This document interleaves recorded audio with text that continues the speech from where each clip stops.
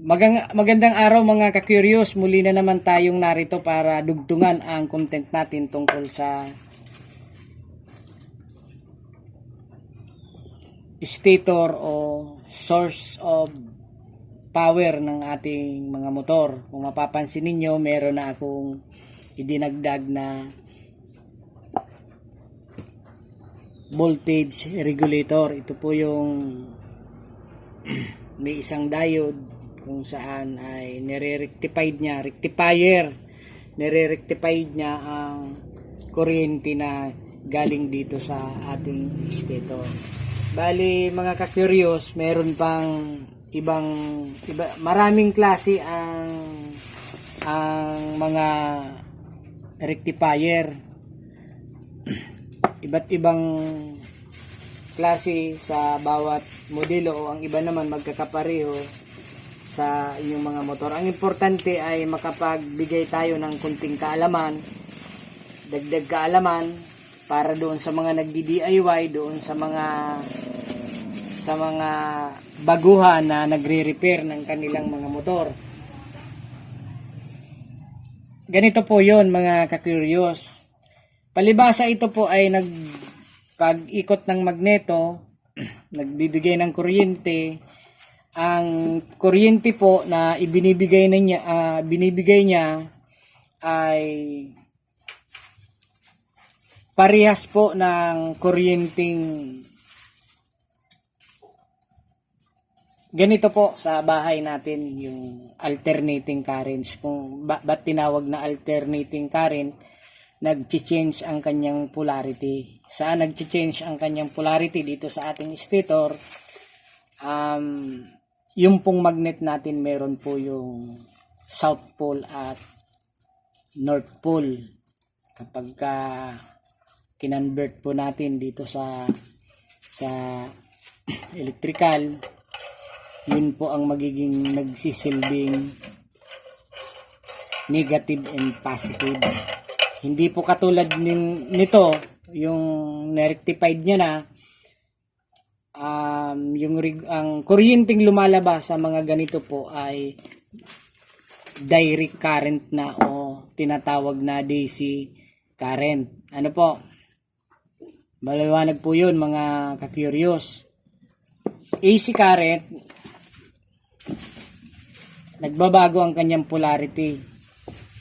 Saka lang siya makakapag-produce ng kuryente. Ito naman, lumalabas na kuryente dito, after na ma-rectified niya, ibig sabihin na transform niya mula doon sa alternating current, naging DC current niya, na-rectified niya, nagiging DC current na. Steady na yung kanyang, tuloy-tuloy na ang pagdaloy ng kanyang kuryente. Hindi katulad nito, may sine wave ito.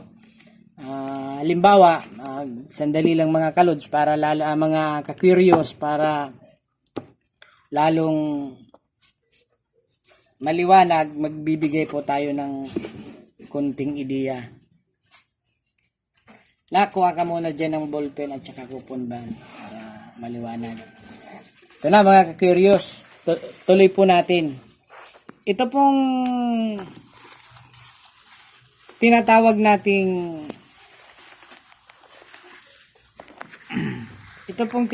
nating alternating current na ibinibigay nitong stator. Ito po yung mahina po tayong mag-drawing, kaya pagtiyagaan nyo po. Ito na, alternating current, AC current. Ibig po sabihin, alternating current, alternating current. Ano po? Ang sine wave na ibinibigay po niyan ay ganito po. Ano po, sa mga pag-aaral po ay ganito po ang makikita doon sa monitor ng AC current. Meron po siyang peak to peak value, RMS, yung root mean squared, at yung DC naman po ay ganito lang po, steady yun. Ito po, ba't tinawag na, balik po tayo dito mga ka-curious sa alternating current, kulang ng T. ay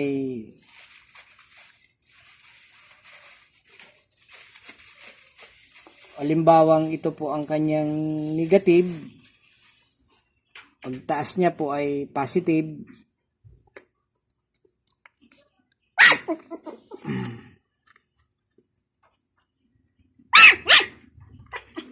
nagpapalit po sila ng ng polarity.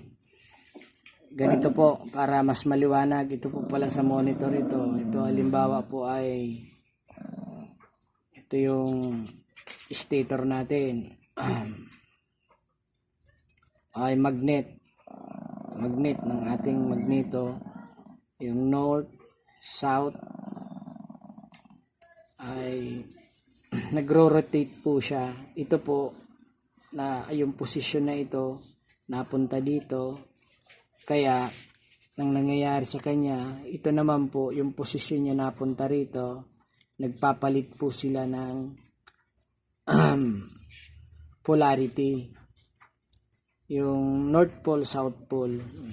Samantalang dito naman po sa DC current, steady lang po kung saan yung negative niya ay yung kuryenteng binibigay niya ay dire-diretso. Dire-diretso. Ngayon, itong alternating current na ito na ibinibigay niya na kuryente dito, ganito.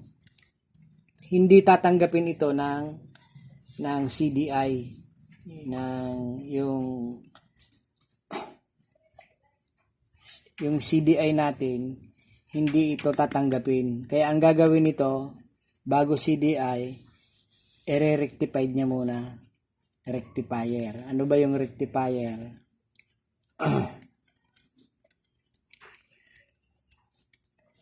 Ito na yon. Gagawin niyang DC current ang alternating current. Kaya malaking bagay. Ito po magkaiba pala ito. Ito yung ginagamit para sa primary type na CDI. Ito po. Ito yung ginagamit niya sa ganitong stator, kung saan yung kanyang winding magkaibang kulay. Isang yellow para sa light coil at isang puti para sa charging system. Ang ginagamit po, applicable na rectifier niya ay ito po. Nabibili lang po ito dyan sa tindahan, supplier po. Kaya meron po itong pagkakaiba. Dito tayo mga ka-curious dito sa dalawang ito. Dito po, wag po nating pansinin ang kulay ng wire niya. Intindihin po natin ang posisyon. Ito po ay ang kanyang positive supply. Ang katabi po niyan, light coil. Tandaan nyo po ito. Ito ang katabi niya, light coil. Kulay yellow yan sa color coding ng mga motor. At ito naman po ang kanyang ground. At ito naman po ang kulay puti. Ito po, kulay puti. Dito po yan inilalagay. Ano po? Dito kulay puti. I-assume natin na kulay puti ito dahil para sa charging niya ang connection. Ito naman pong kulay yellow ay para sa light coil niya. Ang katabi niya po, tandaan ninyo lagi ang positive. Ngayon po, pwede bang gamitin ito rito? Pwede. Pero, ibahin mo ang connection dahil iba naman ito. Ang mangyayari dito, ilalagay natin, halimbawa, ito yung, ano niya, yung dito, ground siya. Dito sa kabila, babalik tayo natin mga ka-curious. Nako, naputol. Ang bihira. Kuputol din ang vlog ko. Ganito na lang. Itong Napakahigpit kasi. Itong ground connection na ito, dito ninyo yan ilalagay sa itaas bandang kaliwa, mga kakiryos. At ang katabi niya, yung yellow white na. Ito na, dito muna itatabi yung yellow white. Then, yung ground niya, dito, ay ang katabi niya pala, mga nagkamali ako, yung katabi niya, charging. Dito kasi, ang katabi niya, charging. Ground, lagay mo dito ang ground. Naka-ground na ito, ang katabi niya ay charging, kulay puti. Lagay mo dyan ang puti, mga kakuryos. Huwag ko kayo malilito. Dito, positive, kunin mo itong positive dito, ilagay mo dito yung positive. Output po ito, positive. Ang katabi niya, yellow wire. Dito na ito, yellow wire, dito. Output, positive. Dito yung ground, katabi ng ground, charging system o charging coil. Ano po, wag po kayo malilito. Kung may gusto po kayong itanong, di ano na lang po kayo sa comment section. Ano po, ngayon meron pa po tayong isang rectifier. Pwede po ba ito rito? Ang tanong, ito po, para di kayo malito, tandaan ninyo po.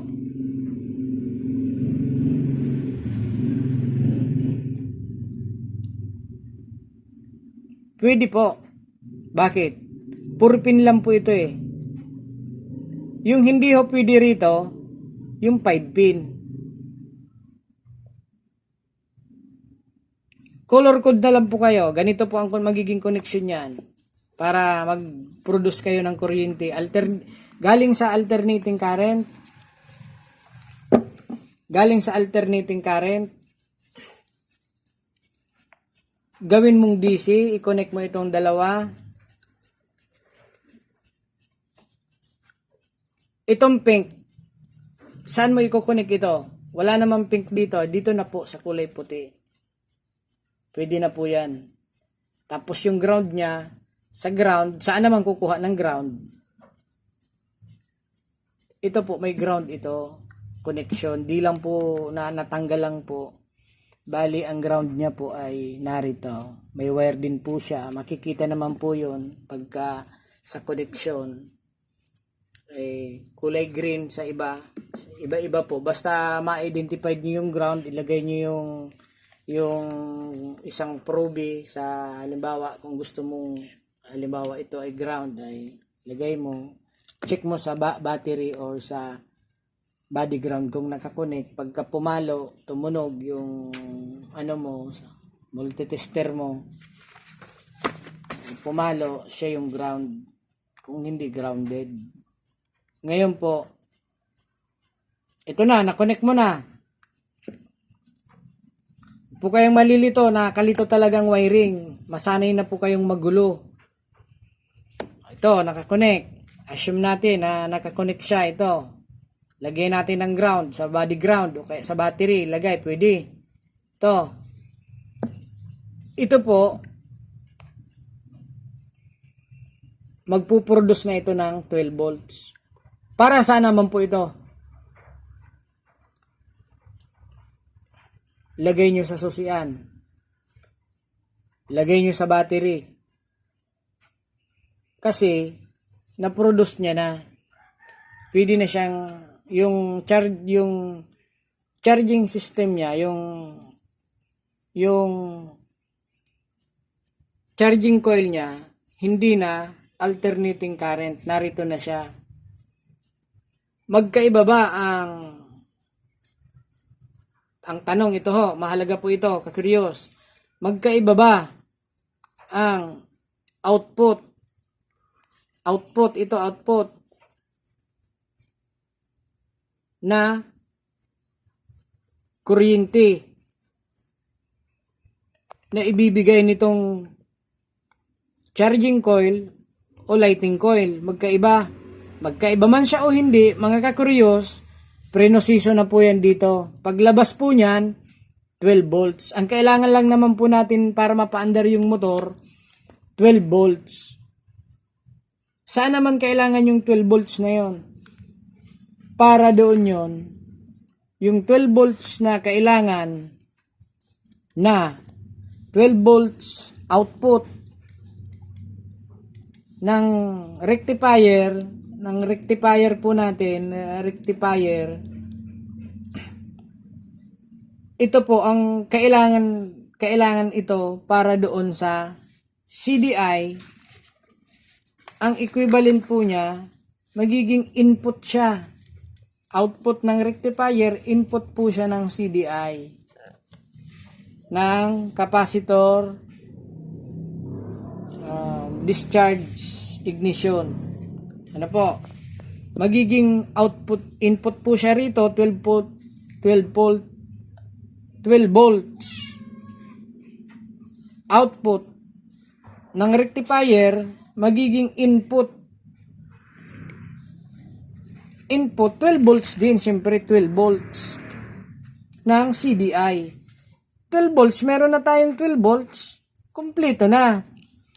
Yung CDI, kailangan na natin ng 12 volts, pati na rin ng accessories, wire. Kailangan na din natin ng 12 volts. Di po ba? Ganito po yon para mas maliwanag mga ka-curious. Huwag po kayong i-skip, mahalaga po ito. Mula dito sa stator, ito po yung proseso niyan. Stator, AC current. AC, ito po. Para maging DC siya, kailangan ng rectifier. Ito. Yung proseso ng rectifier niya, ito na. 12 volts output. Meron na siyang 12 volts na output para sa input 12 volts ng CDI. Yung 12 volts ng CDI na kailangan doon sa input niya, 12 volts din ang kailangan ng mga accessories wire niya, accessories needs niya. Ilaw, busina ng ating mga motor. Kaya solve na ang problema natin dito sa power system ng ating mga motor. Ngayon, ang tanong ito mga ka-curious, meron po bang sumusobra ng 12 volts? O iba pang voltahe ang kailangan ng ating mga motor para makumpleto ang operation niya sa starting o power system ng motor? Meron. Magandang tanong mga ka-curious. Alisin na muna natin ito. Panibagong topic tayo. Ganito po yun. Kung mapapansin nyo, itong dalawang ito, sa mga naunang content ko po, naputol. Wag na natin itong pansinin. Pagka alam mo, medyo curious ka sa isang bagay, bubulat-latin mo yan. Aalamin mo yan, kaya nga ka-curious eh. Hindi ka makukontento na hindi mo malaman hanggang sa masagot mo yung mga gumugulo dyan sa mga katanungan sa isip mo. Para magawa mo ng tama, magkaroon ng magandang resulta ang iyong ginagawa. Ganito po yun, hindi ito laro-laro o experiment lang, kundi talagang kailangan na natin itong yung ibang technology. Masyado ng napag-iwanan na tayo, mga computer na, nagpapalipad na sila. Dito kaya lang naman yung totoo. Kaya lang naman natin pinagsisikapan na minsan nasasamantala tayo ng iba. Minsan gusto natin alam talaga natin. Yung iba naman, yung budget, di ba? Nagtutulak sa kanila na para malaman ng isang bagay, magawa nila ng maayos na makakatipid sila. Maganda yon mga ka-curious. Kaya ito, balik tayo dito sa usapang stator. Baka sabihin ng mga kaibigan nating nanonood, di matapos-tapos yan. Talaga hong malawak ang pagtungkol na sa kuryente ng ating motor. Kailangan po alam natin, baka mamaya niyan matrouble tayo. Magka-trouble yung motor natin, di natin masolve, makompromise tayo, o ma-stuck lang. Sayang, kung alam natin, magagawa natin, di makakatulong pa tayo sa iba. Tanong, bukod sa 12 volts output ng rectifier, 12 volts output ng rectifier, meron pa bang ibang kaukulang voltahe na pwede sa ating motor? Meron po. Ito po yun. Kung mapapansin niyo po, itong stator na ito, kung tawagin ito ay easy drive. Huwag ninyong pansinin itong mga wire na ito. Ginamit lang natin ito para sa pagpapaliwanag. Ano po? Sa iba pong magiging content po natin ay bubulat-latin po natin yan para sa inyo mga ka-curious. Ito po, tinatawag na primary coil. Primary coil. Kakaiba ito sa mga coil dito sa iba. Dito sa ibaba. Meron siya, kung mapapansin ninyo, meron siyang 6 na coil. Pero ito ang kakaiba, yung 5 magkakaparehas yan. Iwanan natin yung 5 na yan. Dito tayo sa primary coil. Itong primary coil na ito, ang output nito, primary coil, ang output niya, AC current. Nung minsan, nagsukat ako ng output ng yung ni-repair natin mga ka-curious. Sinukat ko yung output. Kumuha ako ng analog voltmeter. Nakapagsukat ako ng 75 volts.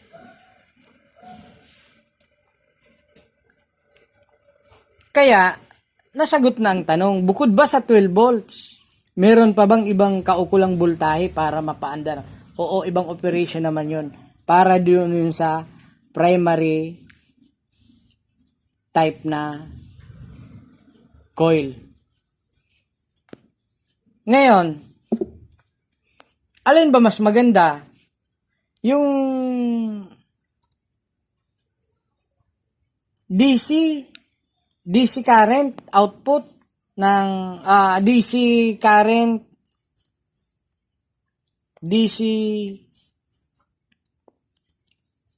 output or AC output.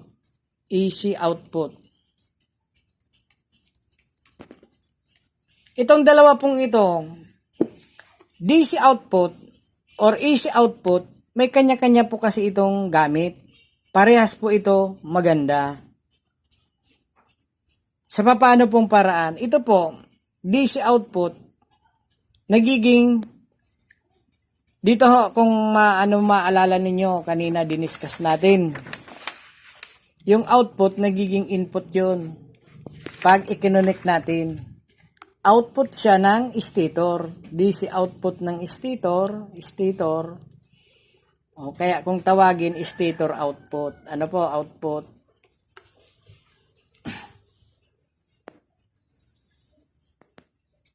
Ito pong DC output na ito, ng stator, itong stator output ng DC, ito ho, wag ko kayong malilito. Wag po kayong mag-i-skip. Mahalaga po ito, kuryente ito, para alam ninyo, halimbawa, meron pong nagpagawa sa inyo na medyo marunong, makasabay kayo. Huwag po kayong makikipag-away, paliwanag nyo lang, ganito po yun. Yung stator output ng DC,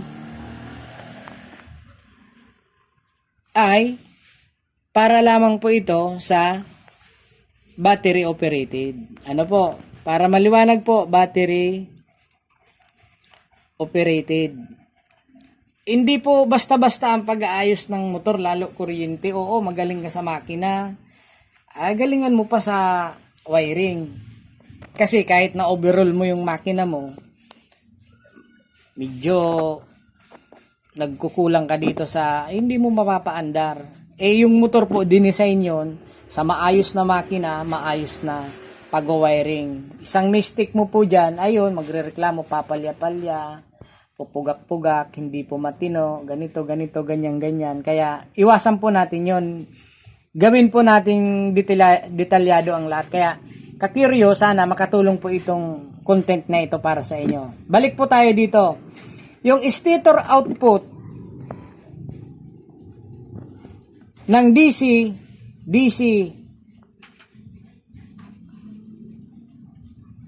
drive. Alisin na natin ito, nakagulo. Stator output, DC drive,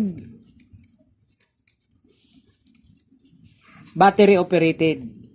Ayan. Ito na po. Kayo na po ang bahalang mag-ano. Hindi ako marunong sa bali sa sobrang curious lang natin. Kaya napupulot po natin ito. Nakakatulong yung pagbasa ng libro, pag medyo pag-aaralan mong aktual yung motor mo, yung mga kaibigan mo, yung pagpanood sa mga influencer sa mga vlogger, lalo na ngayon maraming nagba-vlog. Ayun, bali na na po natin, na consolidated na po natin yung mga kaalaman na ganito. Sana makatulong mga ka-curious. Balik po natin. Stator output ng DC drive, battery operated. Stator output ng AC drive, ano naman yung AC drive, non-battery operated. Ano po? Dito ho, maraming nalilito dito. Marami po akong nagawa na sa wiring ng motor. Dito ho, nagkakamali. Kasi po, merong mga dapat na isaalang-alang pagdadating po dito. Saan ka dapat magiging medyo kailangan alerto ka? Yung rectifier na ginagamit mo. Hindi lang naman halos lahat ng component na ito, stator, may kanya-kanya po yan. Kaya ang pinakamaganda, stock. Hindi ka malilito, plug and play ka, stock. Kaya nga lang, kung andoon ka sa malayo o nasiraan ka na di inaasahan, mag-iingat ang rectifier.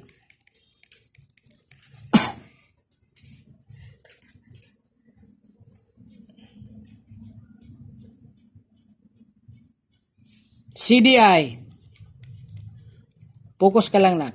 Yan sa CDI. Di man kita, pakita mo CDI, rectifier, CDI. Kailangan alam mo kung ano ang battery operated